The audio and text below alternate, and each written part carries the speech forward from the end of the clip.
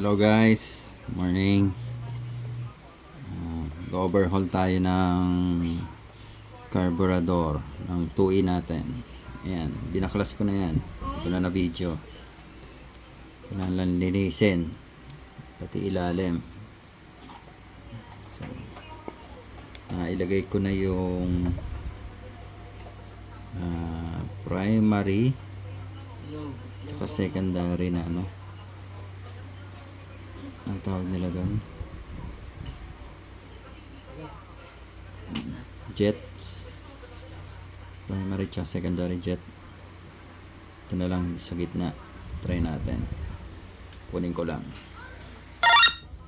Bali, ito yung bumili ako ng repair kit ng carburetor, so palitan na natin mga bago. So natin, so ito yun, yung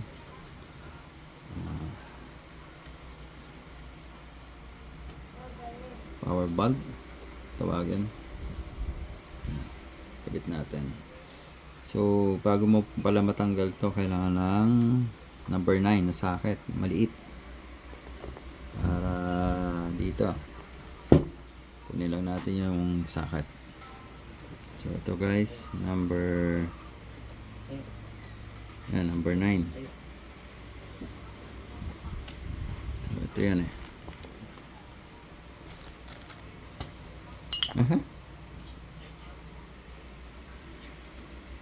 So dapat clear. Sabagay bago to, kaya malinis to. Yan na. So lalagyan natin dyan.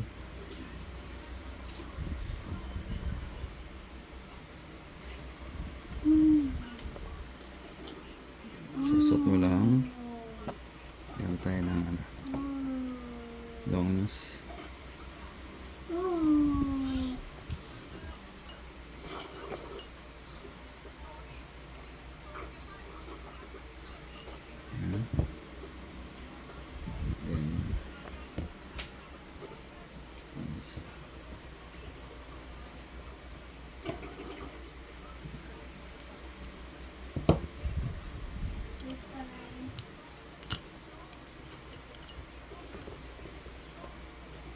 Lalay lang kasi tanso yan, madali masira, madali ma-lost thread.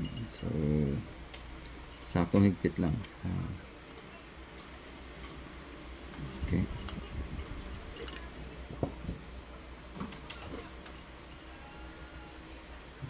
yan. Yan na siya. Okay, working. Ito pala guys, yung dalawang main tsaka secondary bulb, jets, meron siyang washer yun yung kakalimutan. May kasama naman doon sa repair kit niya. Okay, next tayo. Yan. Pag binaklas nyo, linisin nyo na rin para bago ikabit maganda tingnan.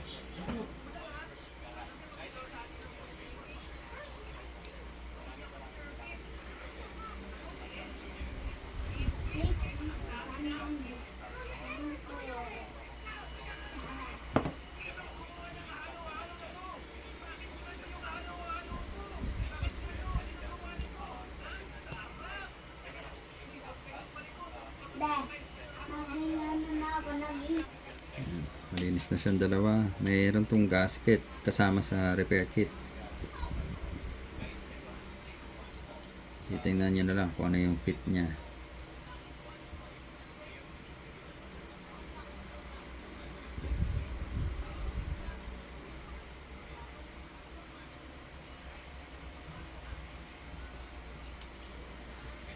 Yan siya.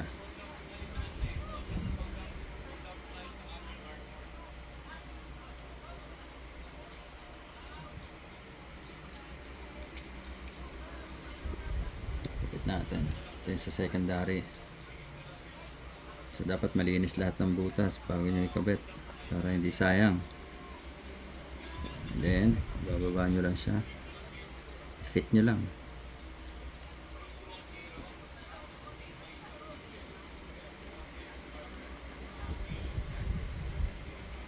Pantay lang ang pag-screw nyo para paglapat nyo maganda.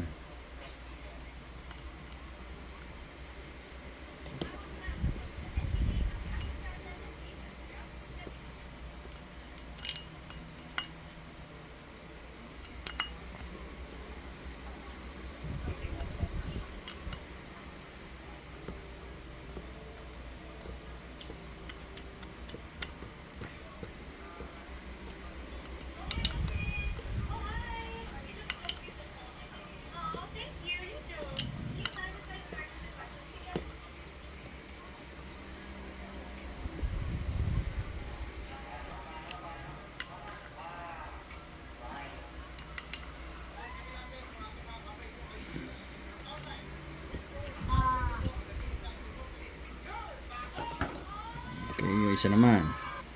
So, ito yung isa. Ganun din. Linisin nyo rin. Then, ito yung gasket nya rin.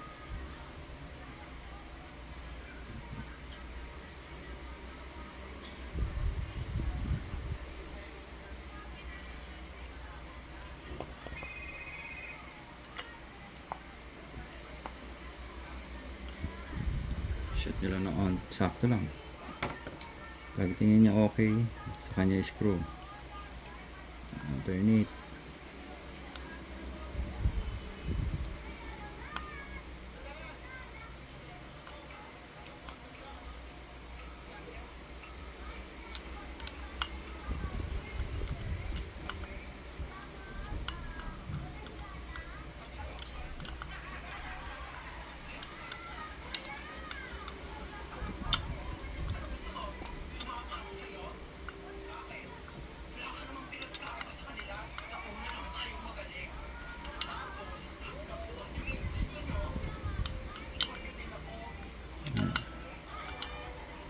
Okay na. May fit na, okay na. Then yung isa naman. Tapos, meron sa repair kit, may malaking bolitas. Papalitan na rin natin itong bolitas. Itong bolitas na galing dito sa may weight. May weights niya. Palitan na natin.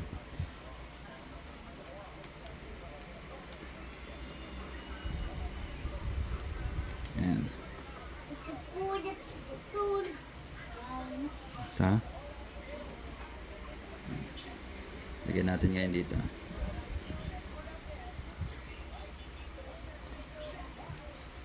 Tapos ito yung weights niya. Walang kasama nito sa sa repair kit, kaya ito rin lalagyan natin ulit.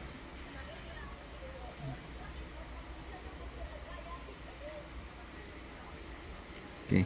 Ayan. Next, ito naman yung small jet niya dito para sa taas. Galing rin to sa sa repair kit. Palitan na rin natin. Screw lang natin.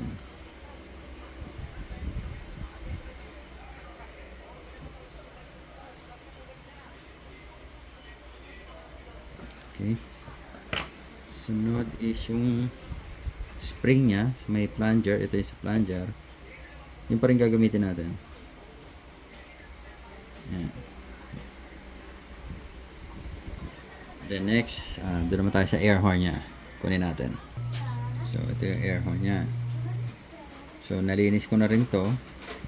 So, itong boots niya, pinalitan na rin natin. Meron na ito kasama sa repair kit.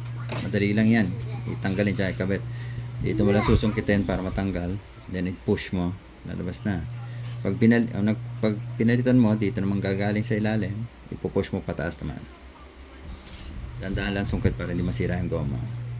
Then, ito. Our bulb. Dapat nagalaw. Ito, walang kasama na ito sa sa repair kit. Dapat ito nagalaw. Ito kasi sa akin, nag-stock up, kaya nilinis ko. Binaklas ko to. Screw na to. Pag tinanggal mo yan, mahuhugot mo na to. Nilinis ko lang siya para gumalaw. Ayan. And then, ito yung bago, galing sa repair kit. Meron siyang parang ayan, washer na maliit. Then, kasama na yung strainer niya. So, dito yan, papasok. Pasok natin.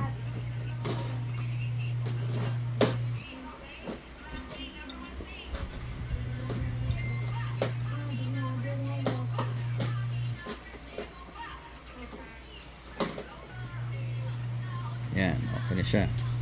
Ngayon, higpitan mo lang ng screw. Dahan-dahan lang. Kasi wala akong malapad na flat screw. So, dito lang. Meron man siyang gatla. Dahan-dahanin nyo lang. Pag tingin yung ano na, tigas na, okay na yan.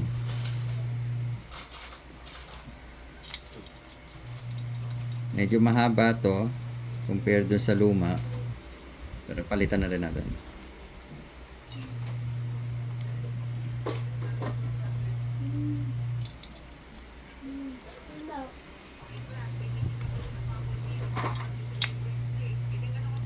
Yan, sisilipin nyo dito yung strainer kung maganda ang pagkakalagay.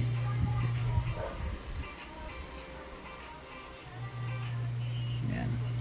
Okay. So, ipitan na lang natin.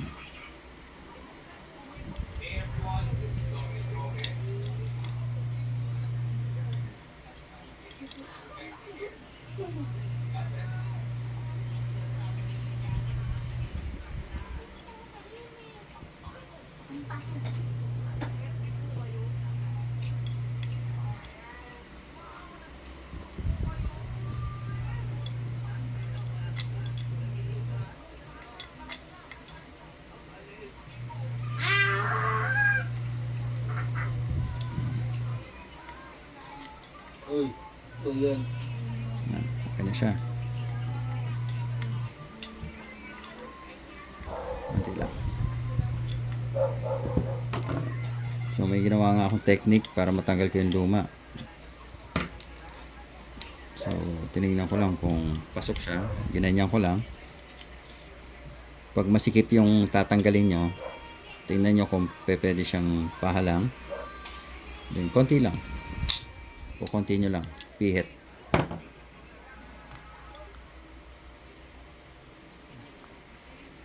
Okay. So next, lagyan natin yung, ito rin, bago na. Ito yung galing sa repair kit.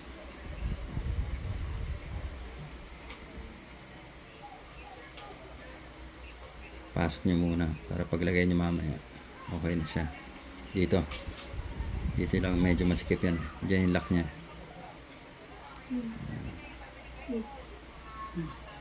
Ayan, okay na siya. So next tayo, next. So dito tayo sa may itong floater, walang kasama sa repair kit to, kaya ingatan nyo kasi baka mabali yun dito. Ang kasama nya lang is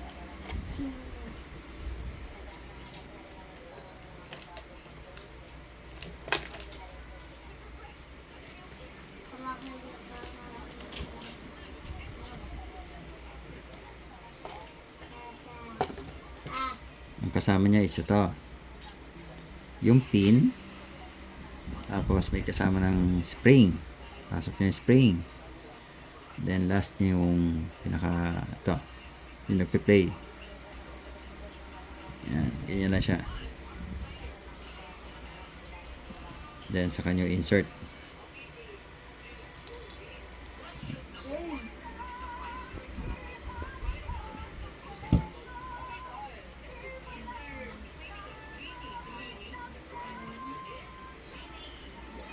So, yan siya. Yan, nagpe-play yan.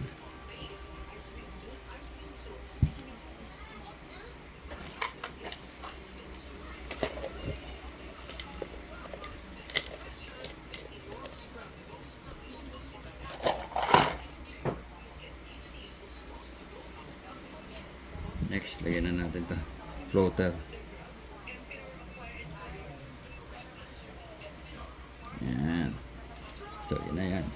Yun ang pinaka air horn natin. So, may sinusunod silang sukat raw dito eh. So, akin kasi medyo luma na. So, titingnan ko muna kung pwedeng wala nang baguhin. Okay, doon tayo sa isa. Ito na yung sa ilalim. So, nilinis ko na. Linis na yan. Sa repair kit, meron siyang kasama nito. Ito yung sa adjustment ng hangin. So, palitan nyo na rin. So, dito lang yan. May spring din yan kasama. So, sabayin nyo na rin.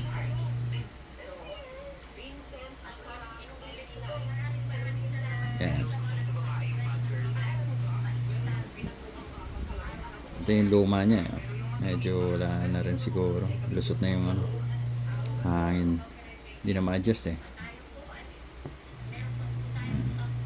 Nilinis ko na yan. Ito kasama na rin yung pinaka-gasket niya dito sa taas. Sa gitna. Yan. Ayan dyan. So, buuin lang natin.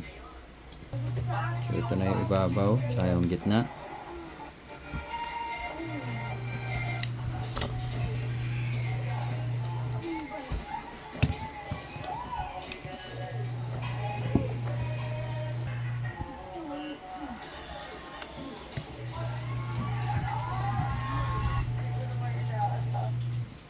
Huwag lang muna mahigpit kasi ibabaw naman yan. Oh, ay ma. Mamaya na natin higpitan pag nakakabit na. Ay. Iba yun. Opo.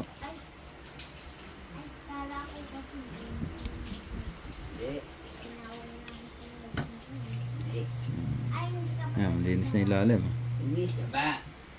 So, ito yung karugtong yan. Ngayong gabi. Sige ka ba? Hindi pa gabi ha. O, tara mo, palubog pa lang araw.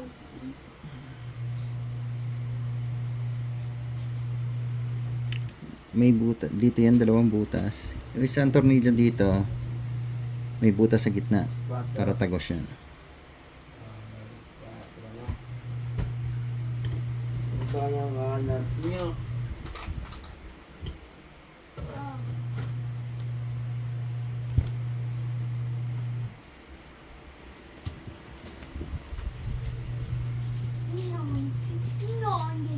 Inon.